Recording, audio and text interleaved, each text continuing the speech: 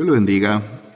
En este video vamos a estar estudiando el Salmo número 2, un salmo escatológico. Vamos a ver lo que el Señor nos dice en su palabra en este salmo. Sean todos bienvenidos a este video. Mi nombre es Omar Barrón y hoy vamos a estudiar lo que es este salmo. El título tiene aquí: El reino del ungido de Jehová. Es el título que se le asigna a este salmo. Se cree, según la tradición judía antigua, que este salmo era dedicado o se cantaba, se leía también cuando se iba a coronar a un nuevo rey en el antiguo Israel. Eso es lo que se cree según una antigua tradición judía. Por ejemplo, cuando se instalaban a los siguientes reyes después de David, este salmo se leía porque habla mucho acerca de el rey, que vamos a estar estudiando más adelante, acerca de los reyes. Por ejemplo, como vuelvo y repito, dice el reino del ungido de Jehová. Es el título que tiene. Es anónimo el salmo, aunque versículos, por ejemplo, el escritor del libro de los Hechos, Lucas, ahí nos relata que este salmo es de David. Por ejemplo, cuando el apóstol Pedro juntamente con el apóstol Juan fueron apresados por los líderes religiosos de aquellos tiempos en cuestión de la sanación del cojo, fueron llevados ante el concilio, ante los líderes religiosos de aquel entonces. Los amenazaron, le dijeron que no hablasen más en el nombre del Señor Jesús, pero por supuesto que ellos no se iban a quedar con los brazos cruzados. Salieron ellos gozosos y le contaron a la iglesia y a los demás apóstoles lo sucedido, y ellos oraron al Señor pidiéndole pues fortaleza, espiritualidad, más denuedo para así seguir predicando la palabra. Y en el libro de los Hechos, Pedro lo cita, Hechos capítulo 4, versículo 25. También está, como es un estudio, vamos a leerlo, porque vuelvo y repito, es anónimo. El salmo no se le da aquí en el libro de los Salmos el autor, pero si nos vamos a Hechos capítulo 4 verso 25, ahí nos damos cuenta de que el autor es el rey David. Lo voy a leer. Y aquellos, habiéndolo oído, alzaron unánime la voz a Dios y dijeron: Soberano Señor, tú eres el Dios que hiciste el cielo, la tierra, el mar y todo lo que en ello hay. Aquí en el 25, que por boca de David tu siervo dijiste: ¿por qué se amotinan las gentes y los pueblos piensan cosas vanas? Es lo mismo que dice acá donde principia el salmo: ¿por qué se amotinan las gentes y los pueblos piensan cosas vanas? Esto nos da a entender que el autor efectivamente es el rey David, si lo ponemos de esa forma, aunque lo da aquí por anónimo. Podemos resumir el salmo en 4 secciones, son 12 versículos. 3 versículos era una sección, del 1 al 3, del 4 al 6 la siguiente sección, del 7 al 9 la tercera sección, y del 10 al 12 la cuarta sección. Así se podría establecer. También es un salmo mesiánico. Si quieren apuntar todo esto, si no lo sabían, es un salmo mesiánico. Hay Biblias que lo ponen en letras color rojo. Cuando el Señor Jesús habla, lo ponen en letra rojo, y hay otras que no lo ponen así. Pero vemos aquí, por ejemplo, esta Biblia con la que yo estudio tiene las letras en rojo, resaltando que este es un salmo mesiánico, es decir, que habla del Señor Jesús o se refiere al Señor Jesús. Y también es un salmo escatológico, refiriéndose a eventos futuros que van a suceder, como vamos a estar analizando en un momento. Por ejemplo, refiriéndose a Apocalipsis 17:9 y 19:17, que concuerdan juntamente con este salmo. Pero ahí vamos a estudiar entramos a lo que es el salmo. Por ejemplo, el versículo número 1 nos dice: ¿por qué se amotinan las gentes y los pueblos piensan cosas vanas? Comienza con esta pregunta: ¿por qué se amotinan las gentes? Si nos vamos y meditamos, ¿qué significa amotinan? Amotinan. A veces hay palabras que no se comprenden, pero amotinan significa rebelarse.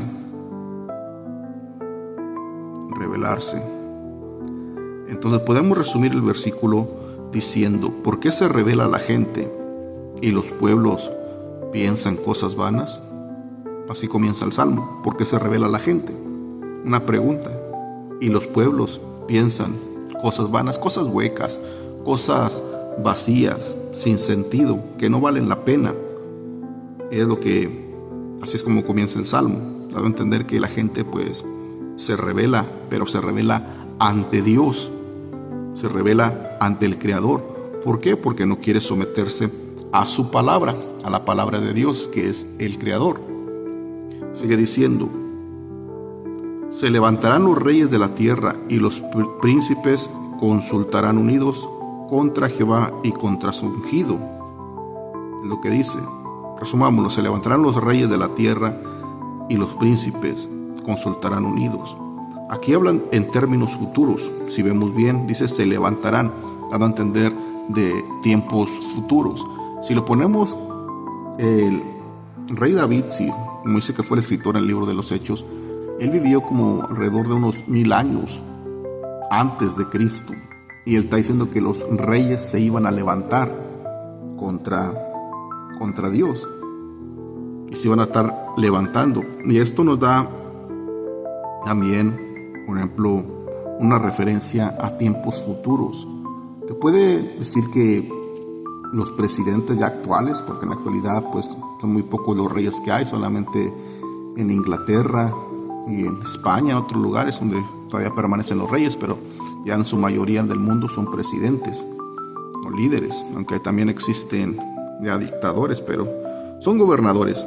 Pero todos estos se van a levantar, dice, y van a consultar unidos, pero contra Jehová y contra su ungido, contra el Señor Jesús van a consultar. ¿Por qué? Porque no se quieren someter a su palabra, no quieren, podemos decir, obedecer sus mandamientos, como los muchos países que hay en la actualidad, donde pues se rige conforme al pensamiento del gobernador y no se quiere regir bajo lo que es la Biblia. Muchos dicen la Constitución, pero hay, como dije anteriormente, hay dictadores. Eso es lo que se refiere. Pero también se está refiriendo también a términos escatológicos, donde se van a levantar los reyes también para pelear contra el ungido de Jehová, contra el Señor Jesús, como lo dice la palabra del Señor en Apocalipsis 17:9, que se iban a levantar los reyes de la tierra. Los reyes se iban a levantar. Pero vayamos a leerlo también. Apocalipsis 17:9. Dice la palabra del Señor en Apocalipsis 17:9, de la condenación de la gran ramera.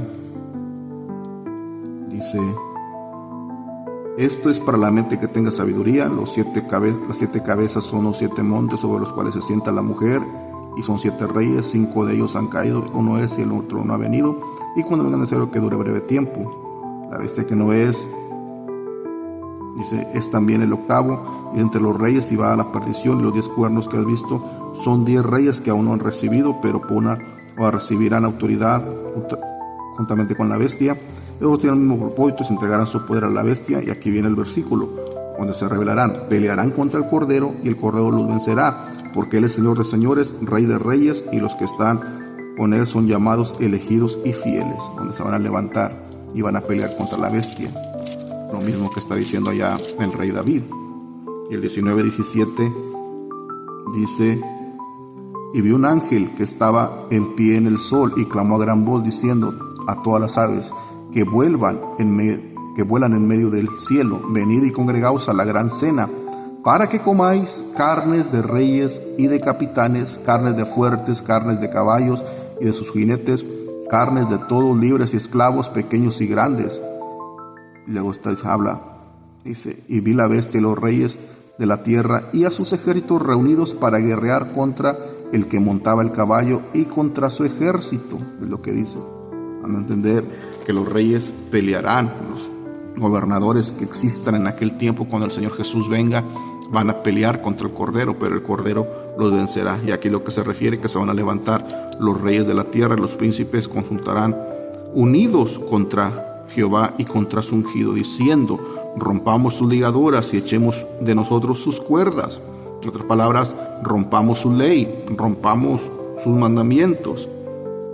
Desechemos su autoridad, es lo que está tratando de decir aquí el salmista, que es lo que dice, es lo que dice estos reyes. Pero el 4 dice: el que mora en los cielos se reirá y el Señor se burlará de ellos. ¿Pero por qué se va a burlar el Señor de ellos? ¿Por qué? Surgiría la pregunta. Pues la respuesta es porque no hay mayor autoridad que la de Dios. Esa es la respuesta. No existe otra autoridad más grande que la de Dios. La autoridad de Dios es la que supera todo. Y aunque el hombre quiera rebelarse contra Dios y lo haga, la Biblia dice aquí que Dios se burlará de ellos. El hombre en la actualidad, si vemos bien, esta es justicia de Dios, porque el hombre en la actualidad se burla de Dios, se le predica a Dios y el hombre se burla. Por ejemplo, tenemos este reciente suceso que sucedió en el desbordamiento del río Guadalupe, donde tristemente se desbordó y perdieron la vida muchas personas. Pero el alcalde de la ciudad, si no me equivoco, es Kerrville, en Texas, dijo que si Dios fuese inmigrante, también deportaría a Dios. Y pronto no tardó en desbordarse el río. Entonces vemos cómo la gente se burla de Dios. La gente no quiere saber de Dios. Los gobernantes, los líderes, no quieren saber nada de Dios. Se burlan. Pero llegará el tiempo en que Dios se burlará de ellos. Dios va a burlarse de ellos. Por eso el que mora en los cielos se reirá. El Señor se burlará de ellos. Luego hablará a ellos en su furor y los turbará con su ira. Se enojará. Hay en la actualidad que países que dicen que son bendecidos por Dios, y aunque ellos están mal, vivan o permitan toda clase de hechicería, dicen que Dios los bendice, el sol sale para todos. Pero recordemos que el pecado está siendo anotado, bueno, todo lo que el hombre hace, para ser más específicos, porque la Biblia es clara que el hombre no se puede esconder de Dios. Si el hombre piensa en que engaña a Dios, el hombre se engaña a sí mismo. Dice la palabra del Señor: no os engañéis, Dios no puede ser burlado, pues todo lo que el hombre hace, pues lo que el hombre sembrare, eso también segará. Van a entender que el hombre no puede engañar a Dios, pues por más que el hombre intente, no puede engañar al Dios Todopoderoso. Y el Señor se enoja cuando el hombre pues lo intenta engañar. Lo vemos como con Ananías y Zafira, lo vemos con Acán, con Giezi, con el rey Saúl, que piensan que pueden engañar a Dios. Son ejemplos solamente que nos dejó la palabra de Dios. Dice: pero yo he puesto a mi rey sobre Sión, mi santo monte. Yo he puesto a mi rey. Aquí la referencia habla del Señor Jesús. Es lo que se refiere del Señor Jesús. El rey sobre Sión. Sión, así se le decía, se le llamaba a la ciudad de David, a Jerusalén. Era Sión. Esa era la ciudad de David, Jerusalén. Entonces a eso se refiere aquí la expresión, el nombre, Sión, el santo monte. Yo publicaré mi decreto. Luego dice: Jehová me ha dicho, mi hijo eres tú, yo te engendré hoy. Jehová me ha dicho, mi hijo eres tú, yo te engendré hoy. Como es un salmo mesiánico, son palabras que las está diciendo el ungido de Jehová. Por ejemplo, dice: Jehová me ha dicho, mi hijo eres tú, yo te engendré hoy. Pero de engendrar, hay que entender que no se refiere a cómo engendra el hombre terrenalmente hablando, sino que da referencia, solamente está dando una referencia a que realmente Dios Padre tiene a su hijo, está reconociendo a su hijo, a Jesús de Nazaret, como el ungido de Jehová y como su hijo, porque pues hay que reconocer que en la actualidad el hombre niega que Jesús es el Hijo de Dios y no lo quieren reconocer. Pero aquí Dios Padre está dando a entender que efectivamente Jesús es su hijo, el ungido de Jehová, y le dice, yo te engendré hoy. Pero vuelvo y repito, no se refiere a engendrar como se engendra un hijo terrenalmente hablando, aquí como el hombre lo engendra aquí en la tierra. No se refiere a esa forma, sino que está dando por hecho Dios, Jehová de los ejércitos, que Jesús es su hijo, el unigénito, el que murió en la cruz del Calvario en expiación por los pecados del hombre. Hay que esclarecer todo eso, aclararlo, porque hay personas que sí, que no creen que Jesús es el Hijo de Dios, y otras que piensan que engendrar aquí se refiere a cómo se engendra un hijo terrenalmente hablando. Y luego dice el versículo 8, pídeme lo que quieras y te daré por herencia a las naciones y como posesión tuya los confines de la tierra. Otro versículo que ha sido mal interpretado, este de aquí, que dice, pídeme lo que quieras y te daré por herencia a las naciones.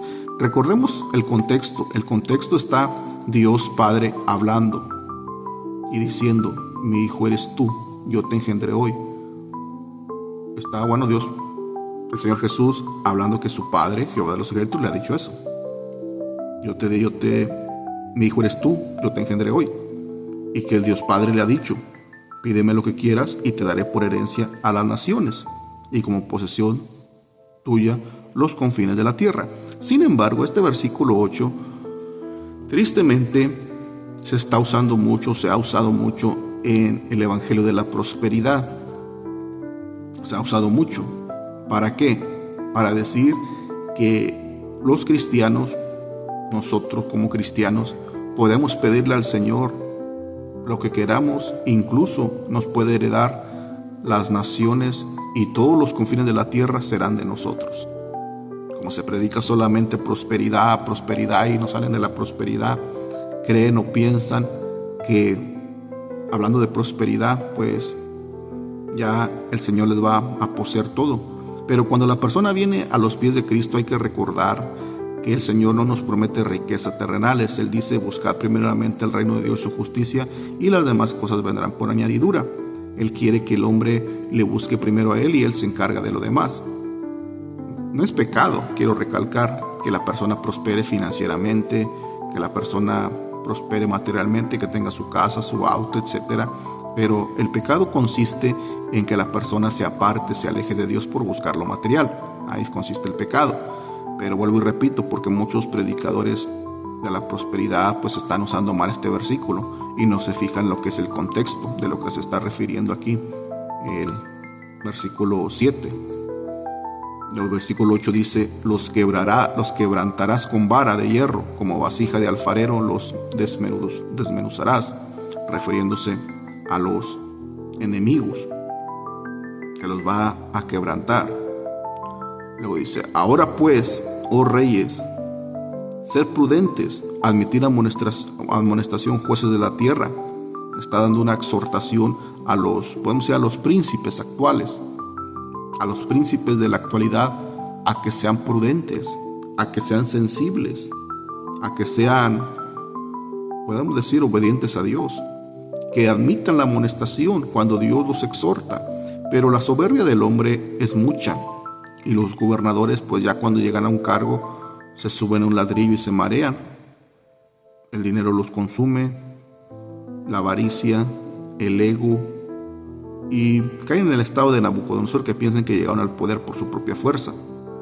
Pero el Señor les manda a decir, admitan la amonestación, jueces de la tierra, y sirvan a Jehová con temor y temblor, y alegraos con temblor. Sírvanle a Jehová.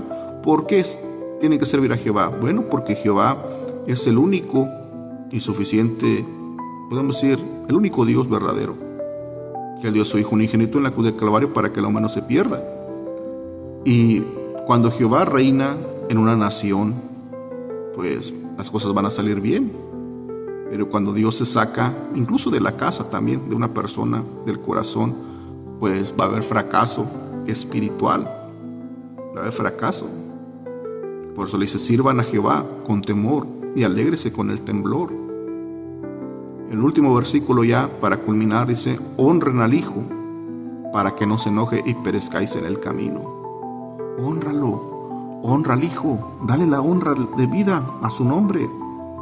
¿Para qué? Para que no se enoje, porque se puede enojar. y vas a perecer si se enoja el hijo. Vas a perecer en ese camino que llevas. Pero el hombre piensa que Dios va a tolerar todo, va a tolerar toda clase de pecado. Es como si el hombre dijera que Dios lo va a dejar entrar al cielo, aunque el hombre se rebele. La Biblia dice en Hebreos que horrenda cosa es caer en manos del Dios vivo. Casi una referencia a lo que se dice aquí el rey David. Honra al hijo para que no se enoje y perezcas en el camino, dando a entender que Dios se enoja. Sí, Dios se enoja. Es un Dios de amor, no lo vamos a negar, pero también es fuego consumidor. Y cuando Dios se enoja, ay Dios mío, dijo el rey David también, él dijo, caiga yo en las manos de Jehová y no caiga en las manos del enemigo, dijo, porque el hombre pues no tiene misericordia, pero Jehová sí tiene misericordia. Pero también hay que recordar que cuando Dios se enoja, sí se enoja, y cuando Dios castiga, castiga. Porque de tener a Dios de enemigo es lo peor que le puede pasar al hombre, de tenerlo de enemigo. Que puede ser el peor enemigo del hombre también, así como el más dulce amigo. Y si se enoja, recordemos que se enojó con Israel y los destruyó, o podemos decir los castigó, porque por la misericordia, su misericordia y por la intervención de Moisés no los destruyó en el desierto. Así que dejemos que los castigó solamente en el desierto. Se inflama su ira, y luego usa otra vez la palabra que usa en el Salmo número 1.